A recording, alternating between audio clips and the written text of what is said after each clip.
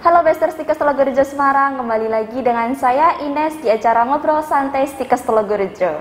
Nah, kali ini kita akan membahas tentang mahasiswa kita yang akan berangkat ke Jepang. Kali ini saya tidak sendirian, saya didampingin sama dua teman kita. Halo Kak. Halo semua, kenalin nama aku Agnes Denika Setio Putri Ardani, biasa dipanggil Agnes. Aku dari Prodi S1 Keperawatan semester 6. Halo, aku Cahya Cendikia Loka Maharani, biasa dipanggil Ayah. Aku juga dari Prodi S1 Keperawatan.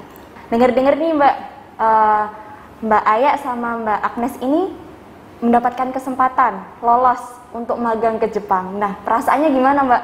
Bisa pergi ke Jepang nih akhirnya magang di sana gitu. Yang pasti seneng kan ya. Seneng, terus excited banget mau ngikutin program magang ke Jepang ini. Karena jujur aku juga dari kecil udah suka aja Jepangan. Jadi pas ada program ini langsung gas lah. Kayak gitu ya. Berarti anak wibu banget gitu ya. Kalau aku sih setengah nggak percaya sih Mbak, karena pemikiranku tuh buat magang di luar tuh nggak pernah ada sama sekali. Jadi kayak sebenarnya ikut program ini juga karena coba-coba aja. Kalau misalnya lolos ya puji Tuhan, kalau nggak lolos ya kan masih ada jalan lain buat nyoba yang lain gitu sih. Oh gitu, jadi awalnya coba-coba aja gitu, tapi akhirnya mendapatkan kesempatan emas ini gitu. Nah, Era, lo jadi kuliah? Udahlah, kerja aja. Pasti dapat uang setiap bulannya. Gua mau kuliah aja gak? Lebih menyenangkan kuliah. Lagian, ngapain lo ngatur-ngatur gua? Lah, lo selesai kuliah emang bisa langsung dapat kerja. Susah sekarang cari kerja tahu, makanya kerja langsung aja, nggak perlu kuliah. So tau lo. Ada tuh kampus yang lulus kuliah langsung kerja kok. Stikes Telogorejo namanya. Kuliah kesehatan lulus langsung kerja? Jelas, Stikes Telogorejo Semarang. Buruan daftar yuk, alokasinya terbatas loh. Dapatkan juga promonya ya. ini ngomong-ngomong Mbak, berangkat ke Jepangnya ini kapan? Kalau aku besok tanggal 14 Mei 2023. Oh, besok tanggal 14 Mei ini, 2023 ini. Nah, kalau Mbak Agnes? Kalau aku di tanggal 28 Mei. 28 Mei. Gitu. Jadi beda-beda ya? Iya, beda. Dapat informasi mengenai program magang di Jepang dari Stikes Telogorejo, itu dapat infonya dari mana? Awalan itu kalau nggak salah dari dosen ya. Jadi dari dosen, waktu itu dari dosen wali itu ngechat di grup. Ini ada yang berminat nggak buat magang di Jepang atau ada yang buat berminat ke Jepang nggak? Nah, terus banyak tuh dari teman-teman hampir satu angkatan minat semua. Terus mulai dari situ dari kerjasama kampus sama pihak yang dari Jepang, jadi pihak perusahaan atau lembaga kayak yayasan gitu kan Mbak, itu namanya J-Access. Jadi dari kampus sama J-Access ada kerjasama, terus dari situ mulai Zoom, pertemuan, terus penjelasan tentang program magangnya, terus habis itu disaring lagi yang benar-benar minat siapa gitu sih. Oh gitu, jadi nggak dipilih ya? Jadi bisa semuanya bisa daftar untuk program magang di Jepang ini? Iya, bisa.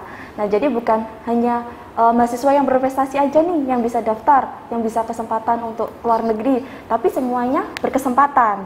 Nah, untuk proses seleksinya gimana? Untuk proses seleksinya itu yang pertama ada tes psikotes. Terus habis itu ada wawancara sama pihak Jepangnya. Kemudian yang ketiga ada wawancara langsung dari perusahaan Jepangnya yang mau menerima kita.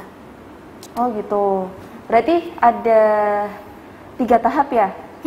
Ada pertama ada psikotes dulu, terus habis itu ada wawancaranya 2 kali dari J-Access sama untuk perusahaan yang nanti untuk magang di sananya sendiri gitu.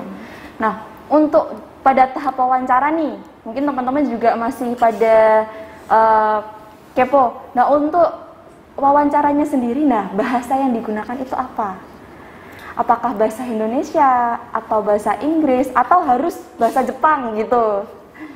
Kalau untuk wawancaranya itu pertama perkenalannya pakai bahasa Jepang. Perkenalannya pakai bahasa Iya, Jepang. perkenalan diri kita pakai bahasa Jepang.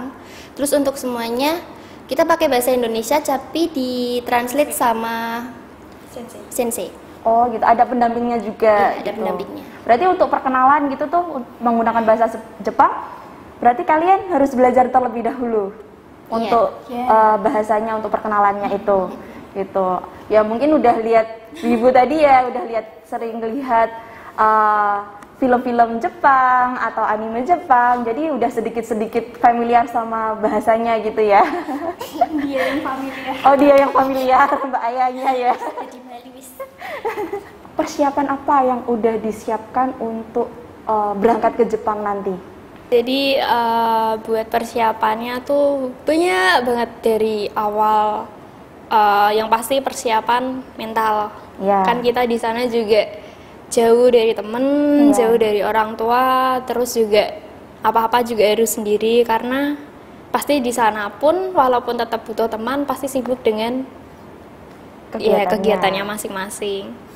Terus juga pasti juga dari segi bahasa. Terus apa lagi? Girontik, materi. Teman-teman Materi tambahan karena kita di sana kan di home care, kita sebagai caregiver di sana ke pasien lansia. Jadi di sana juga buat biar gak kaget, istilahnya biar gak kaget. Jadi dari sini sama Kaprodi sama dosen ditambah buat mata kuliah tambahan yaitu gerontik. Oh gerontik. Nah untuk Mbak Ayah sendiri gimana persiapan yang udah dilaksanakan nih? Sama sih, kan kita juga mulainya bareng. Ya. Terus tinggal berangkatnya aja yang berbeda. Iya, berbeda. Lu bosan gak sih?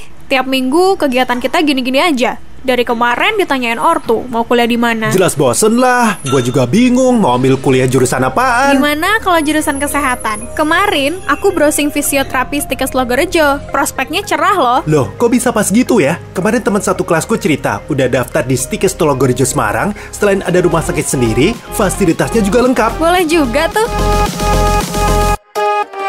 Benar, buruan daftar. Ada program studi S1 Fisioterapi, S1 Farmasi, S1 Keperawatan dan Profesi Nurse, ada pula S1 Kebidanan dan Profesi Bidan serta D3 Keperawatan. Dapatkan promonya, alokasi terbatas ya. Kuliah kesehatan lulus langsung kerja. Jelas, Stikes Logorjo Semarang.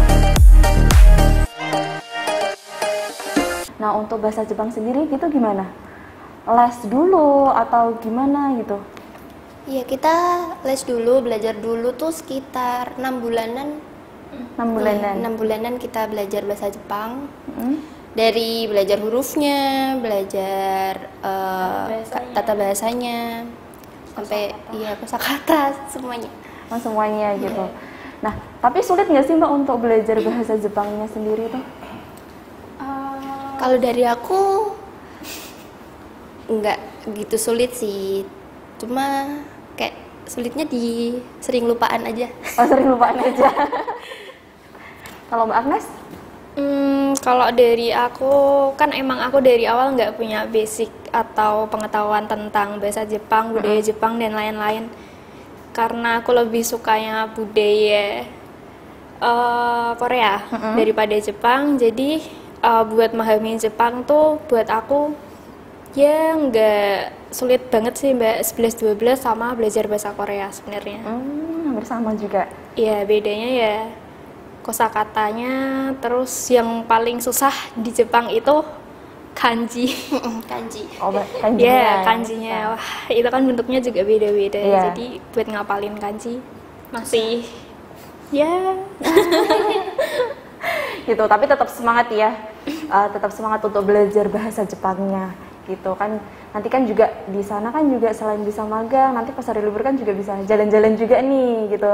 Nah, jangan lupa nanti teman-teman online-nya ini nih bisa diajak untuk main di Jepang gitu.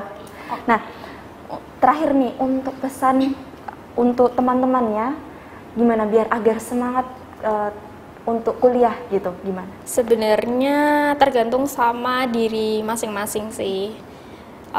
Pasti kan buat semangat kan juga ada orang yang dari orang yang motivasi terus atau enggak dari keyakinan diri sendiri buat termotivasi sama suatu hal yang kita sukai.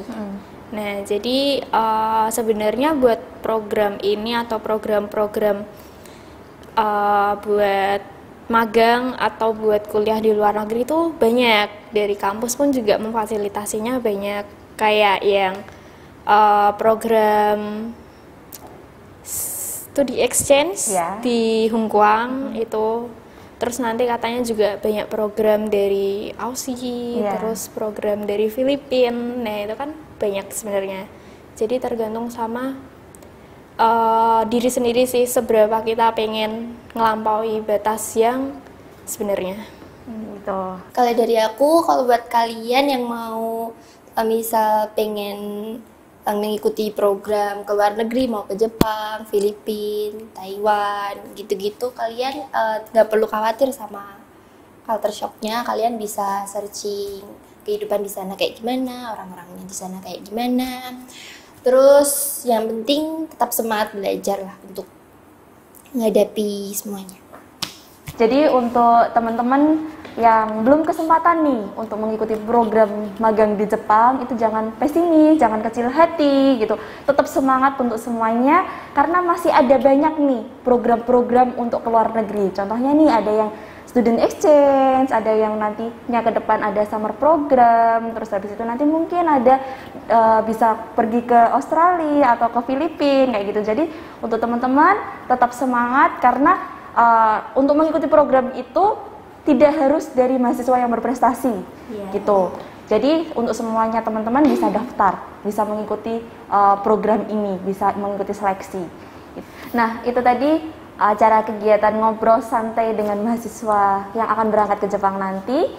Tetap semangat untuk kakak-kakaknya, semoga sukses di sana dan bisa balik ke sini, itu bisa meng-share ilmunya yang ada di sana kepada teman-temannya. Gitu. Sekian ngobrol santai pada hari ini. Jangan lupa subscribe, like, and share.